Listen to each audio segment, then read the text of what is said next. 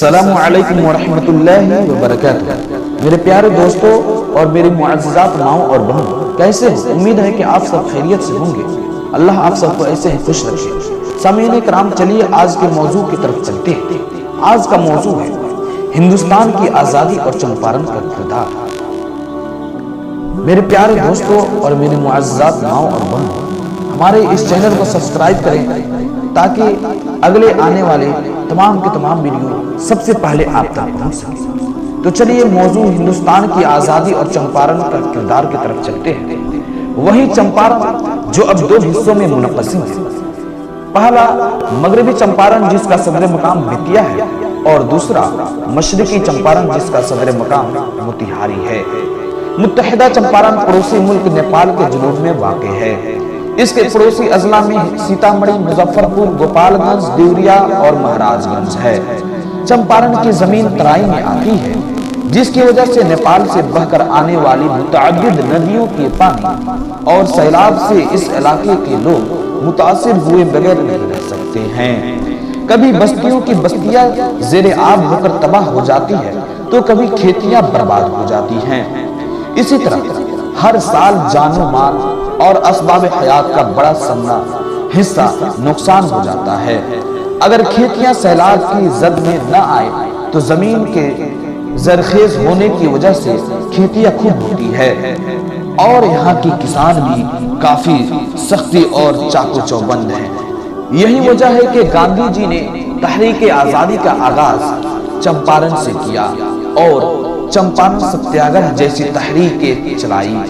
یادگار مجلہ اہل حدیث میں ہے کہ ہندوستان کی مختلف ریاستوں میں تحریک آزادی کی لہر تیز ہو گئی اور اس کے اثرات ہندوستان کے تمام گوشوں میں پہنچنے لگی۔ چمپارن کی سرزمین بھی اس سے محروم نہ رہی۔ مجاہدین چمپارن فرنگیوں سے معرکہ آرائی کے لیے میدان میں اترے۔ مہاتما گاندھی نے نمک ستیاگرہ اور ترک موالات کی تحریک مغربی چمپارن کی سرزمین بھیتیہروا سے شروع کی۔ سن 1916 عیسوی میں آل انڈیا کانگریس کمیٹی کے اجلاس میں مجاہدین چمپارن شریک تھے، اور انہوں نے سادہ لوح مستقل مزاج لوگوں پر انگریزوں کے ہو رہے مظالم کے خلاف اٹھ کھڑے ہونے کا اعلان کیا۔ تحریک آزادی ہندوستان اور تاریخ چمپارن سے جڑا ہوا ایک بہت بڑا واقعہ جو عام طور پر پڑھنے اور لوگوں سے سننے کو نہیں ملتا، جو موتیہاری ہی میں ہوئی اور گاندھی کی تحریک ستیاگرہ کو کامیاب بنانے میں معاون ثابت ہوا۔ چمپارن کے مسلمانوں نے ہر طرح کی قربانیاں پیش کی، اور سب سے بڑا کارنامہ تو سسوا اجگر رہنے والے بطخ میاں انصاری نے انجام دیا، جو موتیہاری کے سرکٹ ہاؤس میں خانسامہ کی خدمت پر مامور تھے۔ گاندھی جی جب ڈاکٹر راجندر پرساد کے ساتھ سرکٹ ہاؤس میں پہنچے تو ایک انگریز منیجر مسٹر وان نے گاندھی جی کے ساتھ گئی عظیم لیڈروں کو کھانے پر بلایا، اور اس نے گاندھی جی کے دودھ کے گلاس میں زہر ملانے کا منصوبہ بنایا، اور یہ کام بطخ میاں انصاری کے سپرد کیا۔ بطخ میاں انصاری کی ایمانی غیرت نے وطن پرستی کا ثبوت دیا، اور گاندھی جی کو دودھ کا گلاس دیتے ہوئے ان کے پکڑنے سے پہلے ہی گلاس کو جان بوجھ کر چھوڑ دیا، اور اس طرح گاندھی جی کی جان بچا لی۔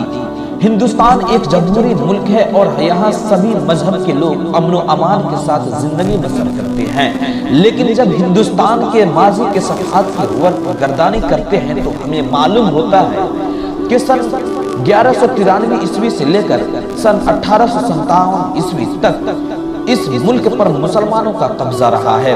پھر سن 1857 عیسوی میں انگریز اس ملک پر قابض ہو گئے، اور پھر ہندوستانیوں پر مصائب و آلام کے پہاڑ توڑے جانے لگا، اور ہندوستان کے باشندے غلامی کی زندگی بسر کرنے لگے، اور ہندوستان کو غلامی کی زنجیر سے آزاد کرانے کی ہر ممکن کوشش کرنے لگے، اور بے پناہ قربانیوں کے بعد ہمارا یہ وطن سن 1947 عیسوی میں انگریزوں کے چنگل سے آزاد ہوا۔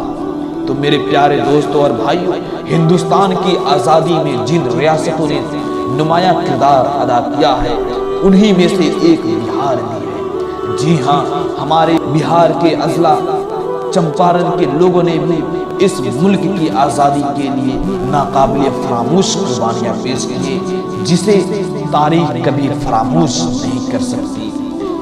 मेरे प्यारे दोस्तों और भाइयों, इसी तरह के और वीडियो देखने के लिए हमारे चैनल को सब्सक्राइब करें। वस्सलामु अलैकुम व रहमतुल्लाहि व बरकातुहू।